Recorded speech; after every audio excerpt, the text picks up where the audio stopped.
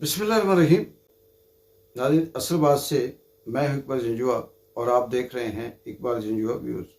आज हम इस वीडियो में दो ख़ास पॉइंट पे बात करेंगे।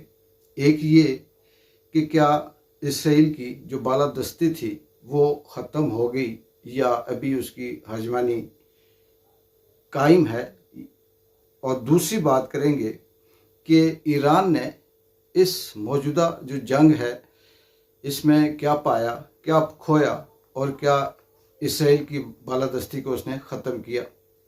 सबसे पहले हम एक ओवरव्यू लेंगे कि इसराइल ऐसी क्या चीज़ है कि उसे नाकाबिले शिकस्त माना जाता था, या फिर सारे जो मुल्क हैं, ममालिक हैं, ख़ास करके इस्लामी ममालिक, वो इसराइल को छेड़ते हुए उस पर हाथ नहीं उठाते थे या उस पर बात नहीं करते थे। ऐसी क्या वजह थी? ये इसे नाकाबिले शिकस्त क्यों समझा जाता था?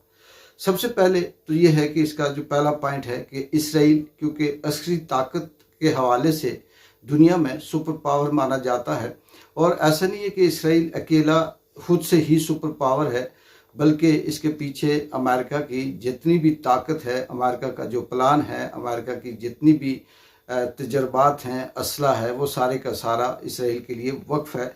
इसलिए उसकी अस्करी ताकत जो है वो सबसे ज़्यादा है। इसराइल का फौजी बजट खित्ते में कई ममालिक से ज़्यादा है, जिसकी वजह से उसे अपने जो जोरी हथियार हैं उसमें किसी किस्म का प्रॉब्लम नहीं है। फिर ये भी है कि जदीद तीन हथियार, ड्रोन, साइबर टेक्नोलॉजी और आयरन डोम जैसे डिफेंस सिस्टम रखने की वजह से इसराइल को नाकाबिले शिकस्त कहा जाता था। लेकिन आगे चल के इसमें बात करेंगे कि क्या वो अब भी नाकाबिले शिकस्त है या ख़त्म हो गया। फिर इसमें दूसरे नंबर पे ये है कि दुनिया की ख़तरनाक तरीन और एक्टिव जो एजेंसियां हैं, जो इंटेलिजेंस है, वो इसराइल की खुफिया एजेंसी मोसाद है, जो दुनिया में सबसे तेज़ और एक्टिव मानी जाती है। इसका नेटवर्क आम जो ममालिक हैं उनकी निस्बत ज़्यादा तेज़ है। इसमें ईरान, लबनान, शाम और बाकी जो इसके दुश्मन ममालिक हैं वहाँ पर इसका नेटवर्क बहुत वसी और मजबूत तरीके से मौजूद है। आगे है कि इसराइल को सालाना अरबों डॉलर की अमरीकी इमदाद मिलती है, जिसकी वजह से वो अपना जो बजट है या जो मिलिट्री के हवाले से मामलात हैं वो बड़ी आसानी से उसे पूरा करता है। इसराइल की जो ताकत है या जो नाकाबिले शिकस्त समझने की उसके 7 निकात हैं, उसमें से तीसरा निकात ये है कि इसराइल के हवाले से जब भी कोई मुल्क बात करता है या इससे कोई करारदाद पेश की जाती है तो अक़वाम मुत्तहिदा और आलमी फ़ोरम पर इसराइल के ख़िलाफ़ करारदादें वीटो कर दी जाती हैं, जिसकी वजह से उसे बदमाशी करने का लाइसेंस मिल जाता है। फिर इसी तरह से जो इसका मीडिया है उसे मुकम्मल तौर पर कंट्रोल करके एक नफसियाती तौर पर ये फैलाया जाता है, ये नैरेटिव बिल्ड किया जाता है कि वो सही है और ये उसका राइट है, वो जिस मुल्क में चाहे घुस जाए और बात करे। अगले पॉइंट पे है, चौथा पॉइंट है कि आलमी मीडिया में इसराइल का बयानिया गालिब रहता है। फ़लस्तीन को अक्सर दहशतगर्द बनाकर पेश किया जाता है। झूठ और डरा कर प्रोपोगंडे के ज़रिए अवामी राय को कंट्रोल किया जाता है। ये भी इसराइल को अज हासिल है। इसी तरह से आगे जो इसका 5वां पॉइंट है वो ये है कि साइंस और टेक्नोलॉजी और रिसर्च में इसराइल काफ़ी आगे है। इसराइल की आबादी कम है लेकिन साइंस और रिसर्च और नॉलेज में बहुत तरक्की याफ्ता है। साइबर वार हो या मसनूई जहानत और खलाई टेक्नोलॉजी में भी इसराइल आगे है, जिसकी वजह से उसे नाकाबिले शिकस्त समझा जाता था। इसका छठा पॉइंट है कि मुस्लिम दुनिया की तकसीम, अरब और मुस्लिम दुनिया कई दहाइयों से मुत्तहिद नहीं है। कई मुस्लिम मालिक ने या तो खामोशी इख्तियार की या खुफिया तौर पर इसराइल से ताल्लुकात इस्तेवार किए, अपने मुफादात को उम्मत मुस्लिमा पर तरजीह दी, जिसकी वजह से इसराइल को खुली छुट्टी है कि उसे कोई इतनी जल्दी छेड़ता नहीं। 7वां पॉइंट है कि सियासी बसीरत और सफारतकारी तकसीम करने की चालें चली हैं, और इसराइल ने दुश्मनों को भी मिसाल के तौर पर हमास को अल-फतह पे तकसीम किया, और फिर इसी तरह से ईरान और अरब दुनिया में नफरत बढ़ाने में इसराइल ने कोई कसर नहीं छोड़ी। अब हम आते हैं कि इसमें ये जो अभी जंग शुरू है इसमें ईरान ने क्या पाया, क्या खोया। अगर हम पिछली कई दहाइयों का, कई सालों से तारीख का मुताला करें तो हमें मिलता है कि सालों से इसराइल को मशरिक़ वस्ता में नाकाबिल तस्खीर समझा जाता है।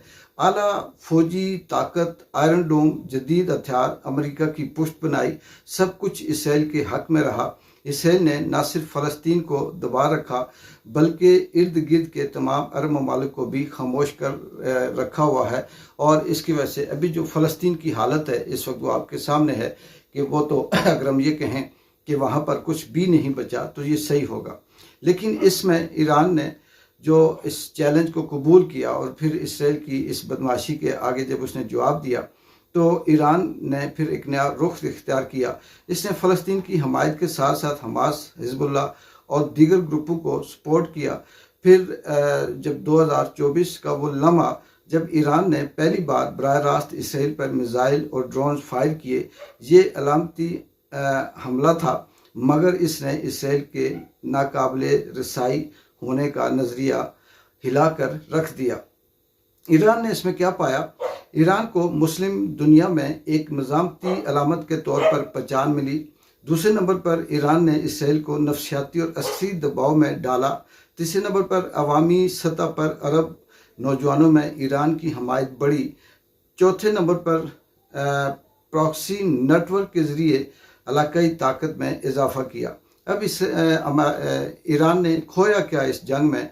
ईरान को सफारती तनकीद का सामना हुआ, माशी पाबंदियाँ मज़ीद सख्त हो गईं, कुछ हमलों में ईरान के अहम अफराद हलाक हुए। अरब ममालिक में ईरान के ख़िलाफ़ मज़ीद बदइतमादी पैदा हुई। अब यहाँ पर सवाल ये पैदा होता है कि ईरान ने जब चैलेंज किया इसराइल को तो इसराइल की वो जो नफसियाती दबाव था, वो जो बर्तरी थी, वो जो बालादस्ती थी, वो जो बदमाशी थी, वो सारी की सारी खाक में मिल गई। और उसका वो जो आयरन डोम जिसे पूरी दुनिया में नाकाबिल तस्खीर कहा जाता था कि एक परिंदा भी अगर इसराइल की सरहद क्रॉस करेगा तो आयरन डोम उसे गिरा देगा या उसे अंदर सरहद से क्रॉस नहीं होने देगा। लेकिन ये सारे का सारा अब फ्लॉप हो गया।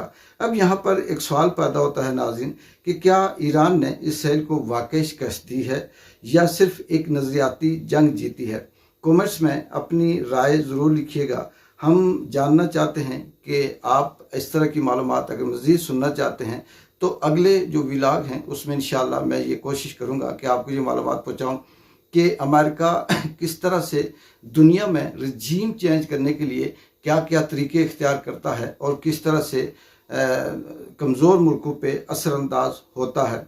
आपसे गुजारिश है कि आप इस चैनल को सब्सक्राइब करें और इसमें मज़ीद जो लेटेस्ट तारीख़ी मालूमात है उसे जानने के लिए जुड़े रहें।